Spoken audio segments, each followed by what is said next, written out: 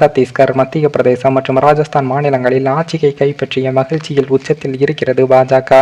ஆனால் தெலுங்கானாவில் மட்டும் காங்கிரஸ் ஆட்சியை கைப்பற்றிவிட்டது. மாநில சட்டசபை தேர்தலில் பாஜக வெற்றிக்கும் காங்கிரஸ் சந்தித்த தோல்விகளுக்குமான ஏராளமான காரணங்கள் முன்வைக்கப்பட்டு விவாதங்கள் நடைபெற்று வருகிறது. இது ஒரு பக்கம் இருக்க, தேர்தல் புள்ளி விவரங்களை வைத்து சமூக வலைதளங்களில் விவாதங்களும் நடைபெற்று வருகிறது. நடந்து முடிந்த 4 மாநில தேர்தலில் காங்கிரஸ் பெற்ற வாக்குகள் 4,90,69,462 ஆகும். பாஜக பெற்ற வாக்குகள் எண்ணிக்கையை பார்த்தால் 4,81,29,325 வாக்கும். இப்ப சொல்லுங்க, மக்கள் யார் பக்கம் என்ற ஒரு பதிவும் தென்பட்டது.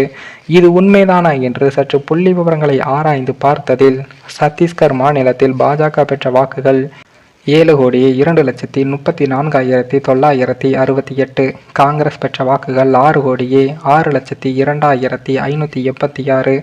அதே போல மத்திய பிரதேச மாநிலத்தில் பாஜக பெற்ற வாக்குகள் 2,11,08,271 ஆகும். காங்கிரஸ் பெற்ற வாக்குகள் 1,75,64,353 ஆகும்.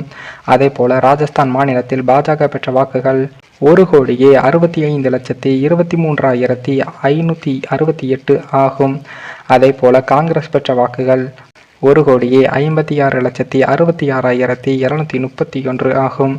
தெலுங்கானா மாநிலத்தில் பெற்ற வாக்குகளை பார்த்தால் 32,57,511 ஆகும். பாஜக பெற்ற வாக்குகள் இது. அதே போல காங்கிரஸ் பெற்ற வாக்குகள் என்று பார்த்தால் 92,35,792 ஆகும். 4 மாநில தேர்தல்களில் பாஜக பெற்ற மொத்த வாக்குகள் 4,81,24,818.